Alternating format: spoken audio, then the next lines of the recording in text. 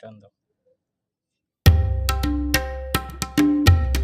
মোটামুটি আজকের মাছ মারা শেষ। বিলে মাছ ধরতে গেলে সবার প্রথমে দরকার হবে পিঁপড়ার ডিম।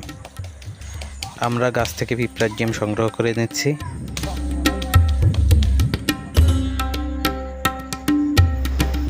ডিম সংগ্রহ শেষে আমরা রওনা হলাম মাছ ধরার উদ্দেশ্যে। মাছ ধরার জন্য আনুষঙ্গিক যা যা প্রয়োজনীয় সব কিছুই আমরা একসাথে করে নিয়েছি। গ্রামের রাস্তা ধরে যাচ্ছি আমরা, পাকা পাকা রাস্তা, ভাঙাও আছে।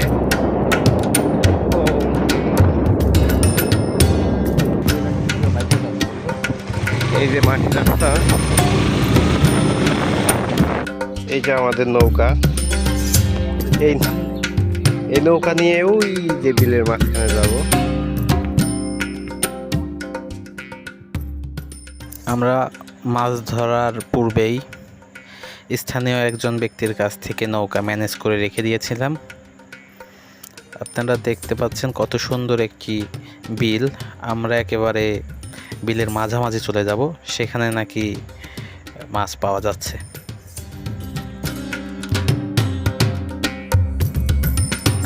প্রচুর মানে রোদ পড়তেছে।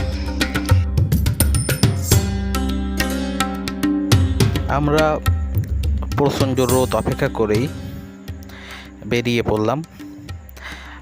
লোকমুখে শোনা যাচ্ছে দুপুরের সময় থেকেই নাকি বেশি পরিমাণ মাছ পাওয়া যায়। এজন্য আমরা বেশি একটা সময় এখানে অপচয় না করেই রওনা দিয়ে দিলাম। আপনারা দেখতে পাচ্ছেন কত সুন্দর একটি পরিবেশ মাছ ধরার জন্য। যতদূর চোখ যায় শুধু শাপলা গাছ। একদম মাঝামাঝি পর্যায়ে কিছু ছোট ছোট পুকুর আছে, যেগুলা এখন পানির নিচে একেবারে প্লাবিত হয়ে গেছে। সেখানে আমরা মূলত মাছ ধরতে যাব। তো আমরা বৈঠা হিসেবে একটা বড় বাঁশ এবং হাতে একটা প্লেট ছিল মাছ ধরার চার তৈরি করার জন্য, সেইটা নিয়েই রওনা দিয়ে দিয়েছে। আপনারা দেখতে পাচ্ছেন।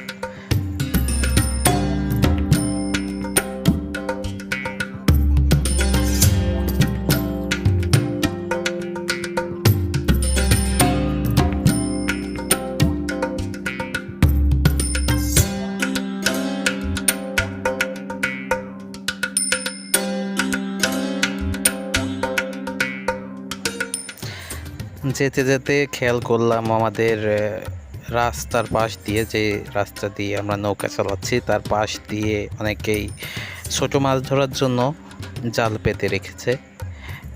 একটা জালে আমরা মাছও দেখতে পেয়েছি।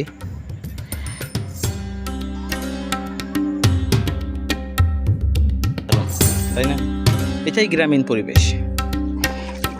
আসলে এর জন্যই বাংলাদেশ এত সুন্দর। বাংলাদেশের প্রকৃতি, বাংলাদেশের নদী নালা খাল বিল কতটা সুন্দর, এখানে আসলে না আসলে বোঝা যাবে না।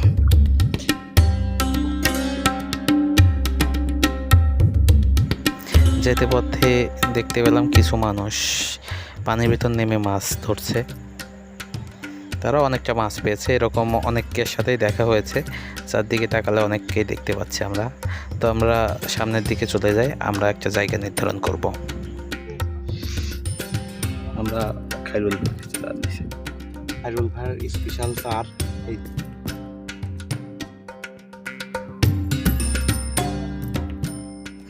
আমরা আগে থেকেই চার সংগ্রহ করে রেখে দিয়েছিলাম।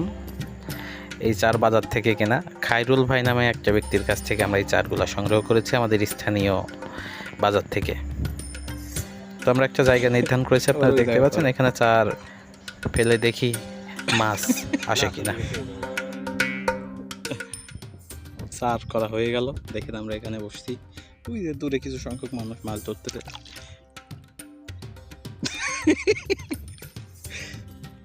সেই পরিবেশ বন্ধুরা, দেখুন কত সুন্দর একটা পরিবেশ। আমরা মাছ ধরতে, এখান থেকে আমরা খালি কচা ধরবো। কচা কি ধরবো? কি ধরবো? কি ধরবো এইবার।